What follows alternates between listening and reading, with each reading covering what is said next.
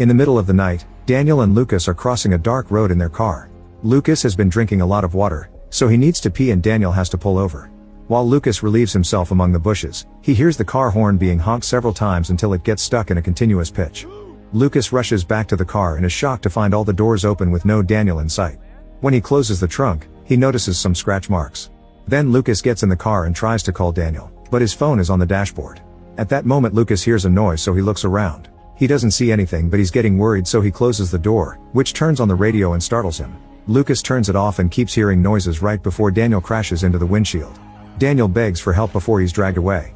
Something falls behind the car, so Lucas runs out to find Daniel's body dead on the ground. Terrified, he rushes back to the car and notices a mysterious man standing by the road, who disappears in a blink. Lucas desperately tries to start the car to no avail and screams when he sees the man appear by the window.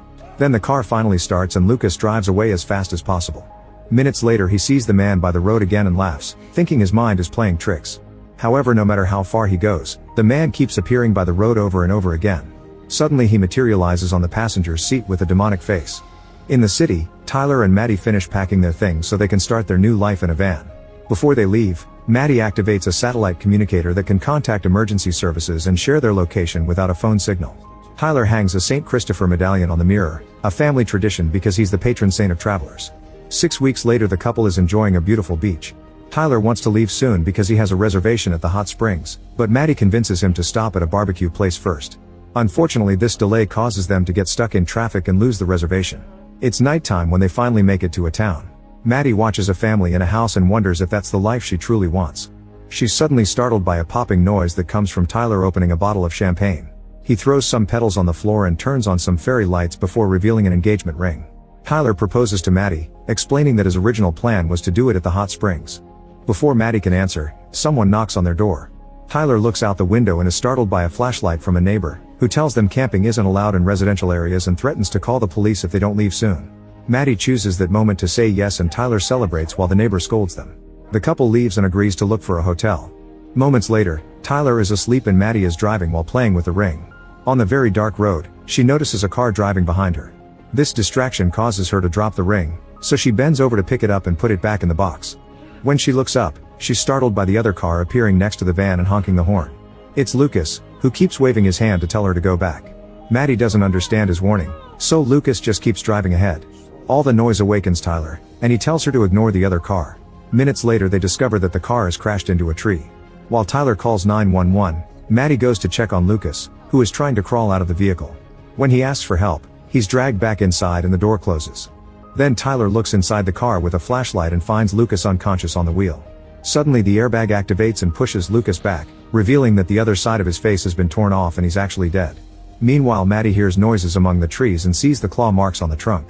At that moment, the mysterious man appears nearby, but he disappears after a few seconds. Maddie tells Tyler, who points the flashlight in that direction but finds nothing. When the police finally arrive, Tyler talks to the cops while Maddie waits in the van. She senses the presence of the man in the back, but as she turns around, Tyler joins her and turns on the light, which proves that there's nothing there. Later in a hotel, Maddie checks the footage from the van's dashcam on her phone. However, when Lucas gets close, the video becomes corrupted. The next morning, the couple gets ready to leave but is shocked to find a claw mark on the van.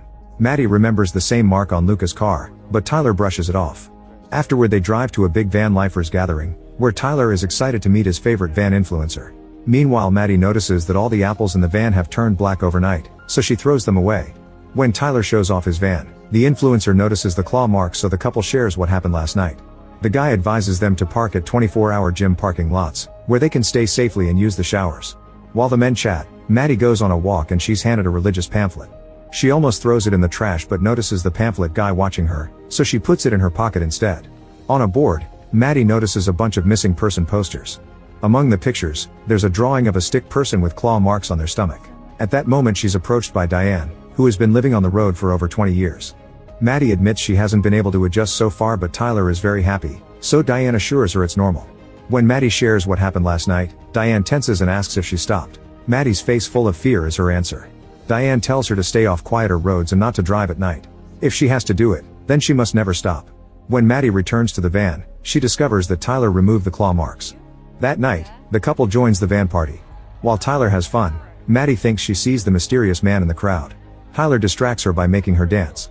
After the party, The couple decides to follow the influencer's advice and goes to a gym. Tyler stays a little longer, but Maddie returns to the van after her shower. In a white car, she notices two guys watching her, and this distraction almost causes her to get run over by a truck. Luckily, she dodges it and keeps moving while the white car leaves.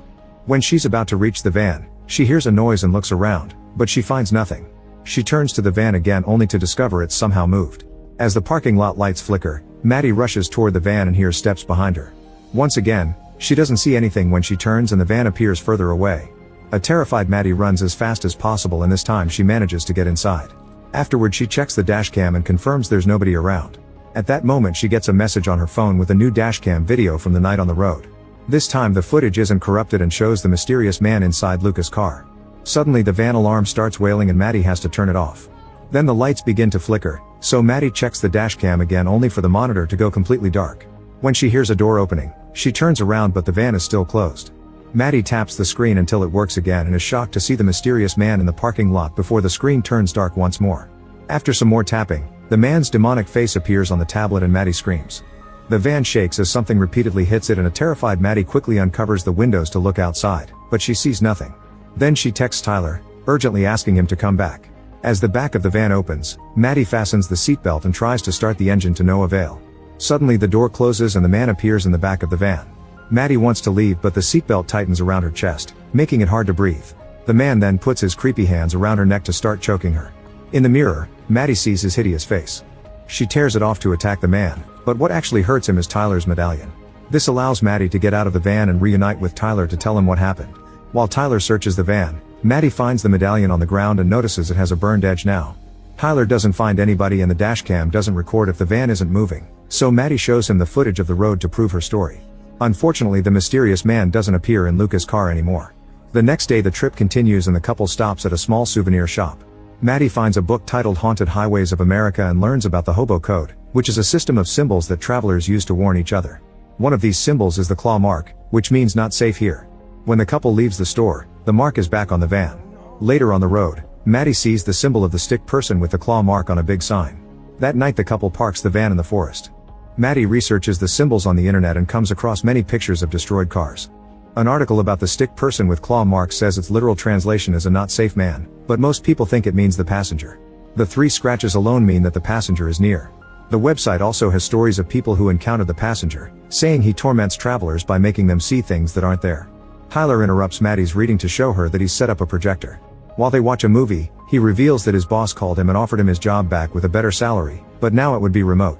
Maddie isn't excited about the idea and Tyler points out that she isn't wearing the ring, so she finally admits she doesn't like the van life. She grew up being pushed around foster homes, so now she wants stability. Tyler hates the idea of going back to the city and being shackled to a desk again. Their argument is interrupted by the projector making a weird noise, so Tyler pauses the movie because he thinks it's a glitch. Then the lights go out and the movie starts playing again, but now someone is standing behind the curtain. A creepy face is slowly pushed into the fabric, so Tyler pulls it down, but he finds nothing. Noises can be heard in the forest, so Maddie uses the projector as a flashlight to look around. The projection of the actor lands on the passenger, who roars with a demonic face. The couple runs to get back in the van and hears the passenger pounding on the roof. The van shakes for several minutes and the couple holds each other until it stops. They want to leave, but Tyler can't find the keys, so he must have dropped them outside. With a bat in hand, Tyler leaves the van to search the ground but can't find anything. At that moment he hears the keys jingling and follows the noise into the woods to find them hanging on a branch. As soon as he grabs them, the passenger jumps on him, but he quickly disappears and Tyler only sees some rocks. Maddie comes for him and together they run back to the van. Afterward the couple drives to the nearest town and hides in a diner. Maddie shows Tyler the book with the Hobo Code and explains that the passenger has been following them since they tried to help Lucas. Because of the mark, Tyler thinks they should abandon the van or even burn it, but Maddie thinks the passenger is connected to them and not the vehicle. Then Maddie goes to the bathroom to freshen up and a sign on the wall gives her an idea. She rushes back to the table and tells Tyler that they need to find Diane because she may have more information. Tyler wants to leave now, but Maddie explains that Diane doesn't want them to drive at night, so they must wait. In the morning, the couple is on the road again and they see an emergency team taking care of the dead victim of a car crash. When the sun starts to set, they're forced to stop the van because it gets a flat tire. While Tyler changes it, Maddie stands with the flashlight and the medallion for protection. Soon Tyler realizes that the bolts are gone and looks around until he finds them under the van. While he crawls underneath to grab them, Maddie sees the van door opening and a hand peeking out. Suddenly the hand is above her and picks her up by grabbing her face. Tyler hears her scream before she collapses on the ground and he watches her be dragged away. When he tries to crawl out to help, the jack starts moving and the van slowly comes down. Tyler rushes to come out, but he isn't fast enough and the van falls on his leg, severely wounding it. Tyler is still desperate enough to pull, which quickly frees him but also makes the injury worse.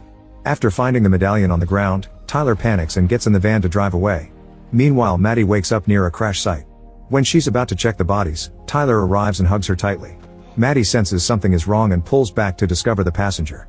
By just moving his hand, he forces Maddie to fall on her knees and open her arms. As her nose starts to bleed, the passenger's eyes glow, but he disappears when the real Tyler shows up. The van almost runs over Maddie, however Tyler reacts fast and stops it just in time. Afterward, the couple drives back to the van event and asks about Diane, but nobody recognizes the name. Eventually Diane overhears them and comes out, but she freaks out when they tell her what's happening. She wants the couple to leave immediately and alerts the crowd, who rush to hide in their vans. Diane explains that the passenger is a demon who has fun causing wrecks on the highway because he's hungry for pain, death, and suffering. He managed to mark the couple because they stopped to help Lucas. Maddie tells her that she hurt the passenger with the medallion, which helps Diane remember that a marked trucker sought refuge in the St. Christopher Church.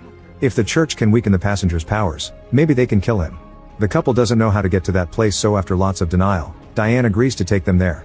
Suddenly the wind starts blowing pretty violently and a thick fog spreads over the area. The couple runs to get back in their van and the wind closes the door on Maddie's hand, almost breaking it. Diane pulls up next to them and asks them to follow her, but unfortunately the passenger grabs her head from behind and pulls to tear her neck open, instantly killing her. Tyler and Maddie immediately leave and don't stop driving until they reach a gas station. After bandaging their injuries, they agree that their only option is to find the church in the desert. Before leaving, they buy tons of energy drinks and religious medallions. During the trip, the medallions are hung all over the van. Tyler uses his phone to research St. Christopher, who used to travel with a monk. One day Christopher realized that his companion wasn't a monk, he was a demon in disguise. The couple concludes they're the two sides of the same coin for balance. Christopher protects travelers and the passenger attacks them. After driving for a while, Maddie is feeling sleepy. She closes her eyes for a second and when she opens them, it's nighttime. She almost loses control of the van but gets it back on track just in time. Tyler doesn't understand how it's night either and wants to go back, so Maddie turns the van around. Minutes later, the couple notices that they don't have much gas left. When they pass by a sign, Maddie stops the van because she sees a new symbol, which means this way.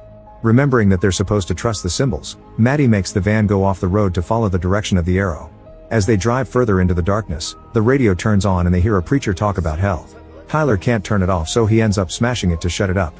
Eventually they find another sign with the same symbol, so they turn the van in the indicated direction. Moments later they arrive in an area filled with abandoned vehicles.